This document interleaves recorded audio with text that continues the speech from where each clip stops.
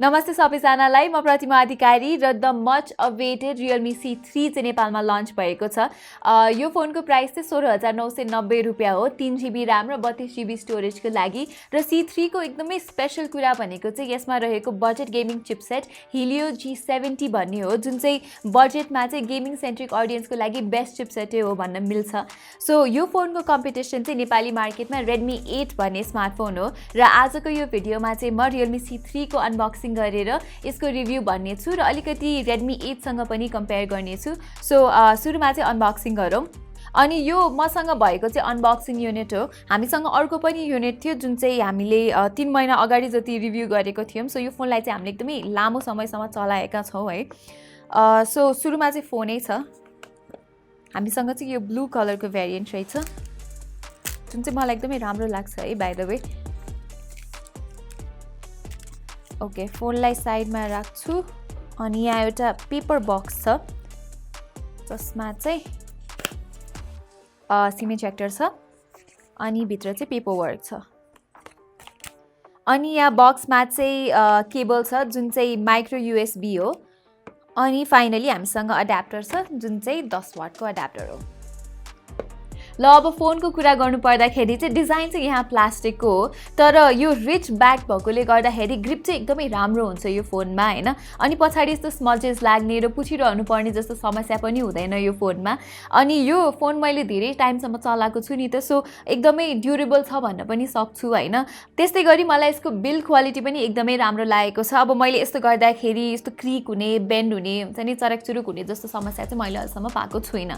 So ओभरअलमा मलाई यो फोनको डिजाइन चाहिँ एकदमै राम्रो लागेको छ। अगाडि डिस्प्ले चाहिँ 6.5 इन्चेसको HD प्लस रहेको छ जसमा चाहिँ 20:9 एस्पेक्ट रेशियो रहेको छ र प्राइस कन्स्टेन्टले गर्दा होला यो डिस्प्लेको क्वालिटी चाहिँ खासै राम्रो लागेन मलाई हैन। कलर्सहरू पनि ठिकै मात्र छ र HD प्लस भएको कारणले अलिकति केही ल्याकिङ हो कि जस्तो पनि देखिन्छ। प्लस यसको डिस्प्लेमा चाहिँ अलिकति भिडियोजहरू हेर्दा शार्पनेस बढी हो कि जस्तो देखिन्छ हैन। तपाईले अझै भिडियो हेर्दै जाँदाखेरि चाहिँ त्यो अझै नोटिस गर्दै जानुहुन्छ र ब्राइटनेस पनि एभरेजै छ आउटडोर सिचुएसनमा चाहिँ स्पेशली। तर यसको डिस्प्लेको एउटा राम्रो कुरा चाहिँ के हो भने अब डिस्प्ले ठुलो छ नि त, सो गेमहरू खेल्दा चाहिँ निकै मजा आउँछ। क्यामेराको कुरा गर्नु पर्दाखेरि चाहिँ तपाईहरुले यहाँ ट्रिपल क्यामेरा सेटअप देख्न सक्नुहुन्छ।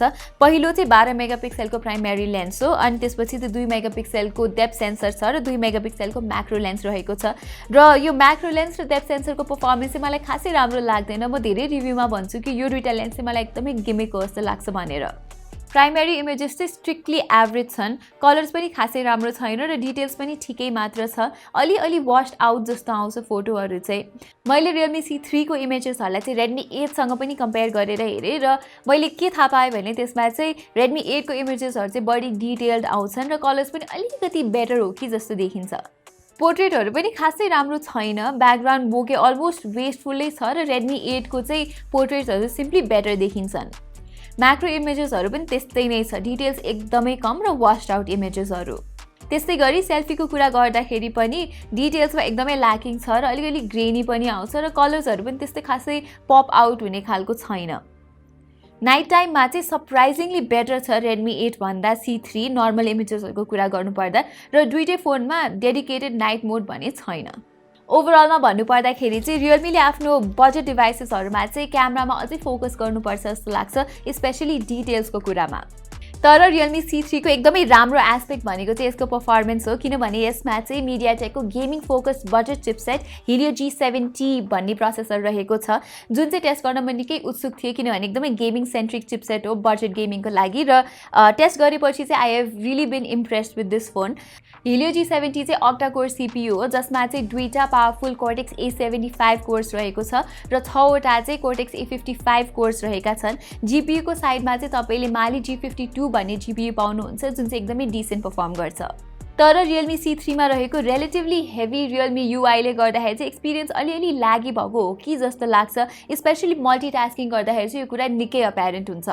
अनि अर्को कुरा चाहिँ ब्याकग्राउन्डमा निकै पावर सेभिङ भइरहेको कुरा पनि चलाउँदाखेरि थाहा हुन्छ। मसँग भएको युनिटमा चाहिँ 3GB र्याम छ जुन चाहिँ कुनै कारणवश जहिले अक्युपाइड नै हुन्छ। मैले यो फोनमा धेरै एपहरू पनि राखेको छुइनँ, तर रिस्टार्ट गर्दाखेरि चाहिँ 2.7GB जति चाहिँ जहिले अक्युपाइड हुन्छ। यो कुरालाई चाहिँ Realme ले अलि ध्यान दिनुपर्ने हो जस्तो लाग्छ मलाई।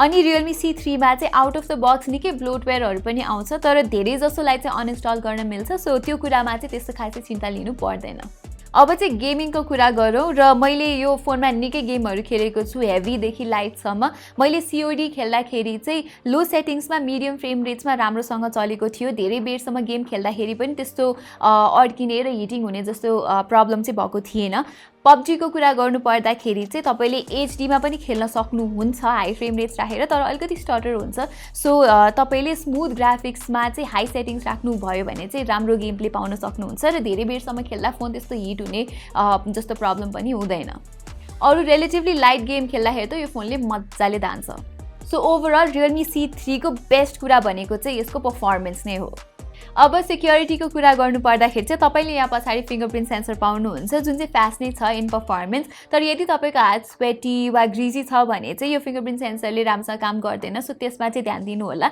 अरु एडिशनल सिक्युरिटी अप्सनमा चाहिँ तपाईले फेस अनलक पनि पाउनुहुन्छ जुन चाहिँ राम्रै छ फंक्सनिङमा ब्याट्रीको कुरा गर्नु पर्दाखेरि चाहिँ यो फोनमा तपाईहरुले 5000 mAh को ठूलो ब्याट्री पाउनुहुन्छ जुन चाहिँ एकदमै इन्ड्युरिङ छ र यो फोनमा चाहिँ तपाईले निकै धेरै पावर सेभिङ अप्सन्स पनि पाउनुहुन्छ जुन चाहिँ एउटा नर्मल युजरको लागि 2 दिनसम्म टिक्न सक्छ अनि यो फोनको एउटा डिसअपोइन्टिङ एस्पेक्ट भनेको चाहिँ यसमा रहेको माइक्रो USB पोर्ट हो अनि यो फोनमा फास्ट चार्जिङ सपोर्ट पनि छैन यहाँ चाहिँ तपाईले 10 वाटको चार्जिङ मात्र पाउनुहुन्छ सो यसको कम्पिटिसन Redmi 8 मा चाहिँ तपाईहरुले टाइप C पोर्ट र 18 वाटको फास्ट चार्जिङ पाउनुहुन्छ जसले गर्दा चाहिँ यो फोन अलिकति यो एस्पेक्टमा मोडर्न नभएको जस्तो देखिन्छ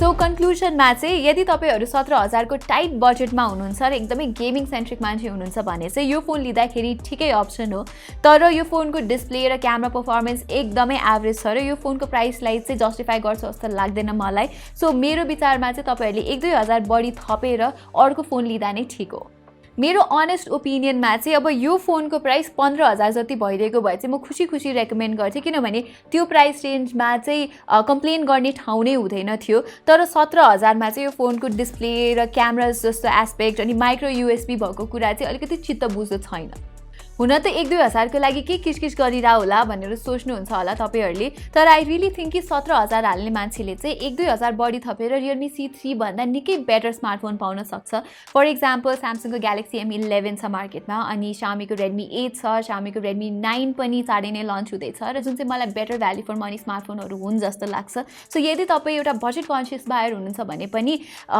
निकै धेरै एस्पेक्टमा चाहिँ किन कम्प्रोमाइज गर्नुहुन्छ अनि अर्को कुरा चाहिँ म Realme नेपालसँग निकै डिसअपोइन्टेड छु किनभने Realme चाहिँ एउटा भ्याल्यु ओरिएन्टेड ब्रान्ड हुनुपर्ने हो Xiaomi जस्तै तर Realme नेपालको स्ट्र्याटेजी चाहिँ 1-2 हजार पैसा बढी राखेर प्रफिट कमाउने हो जस्तो देखिन्छ जसले गर्दा चाहिँ ब्रान्डको एसेन्स नै रहेन अनि अर्को कुरा चाहिँ Realme ले नेपालमा राम्रो फोनहरु जस्तै Realme 6 र 6 Pro त लन्चै गरेको छैन Realme X2 लन्च भएको थियो तर एकदमै लिमिटेड क्वान्टिटीमा लन्च भएको थियो सो यस्तै हुने हो भने त Realme X3 हरु टाइममा र राम्रो प्राइसमा लन्च हुने त आश नै रहेन सो Realme ले नेपालमा चाहिँ आफ्नो मेन्टालिटी र स्ट्र्याटेजीहरु चेन्ज गर्नुपर्छ जस्तो लाग्छ र राम्रो फोनहरु नेपालमा भित्राउनु पर्छ जस्तो लाग्छ अनि अब हल्ला चाहिँ के आइराछ भने Realme ले नेपालमा Realme 6i लन्च गर्न लागेको छ भनेर जुन चाहिँ Realme को एकदमै ओभररेटेड फोन हो सो Realme ले चाहिँ नेपालमा राम्रो फोन टाइममा लन्च गर्ने चाहिँ कन्फिडेन्स चाहिँ गुमाइसक्यो जस्तो देखिन्छ सो यही नै थियो हाम्रो Realme C3 को रिभ्यु तपाई यदि 17000 बजेट भएको भए Realme C3 किन्नुहुन्थ्यो कि मेरो सजेसन लिएर अलिकति पैसा थपेर अर्को फोन किन्नुहुन्थ्यो तल कमेन्टमा भन्न चाहिँ नबिर्सिनु होला अहिलेको लागि चाहिँ यति नै धन्यवाद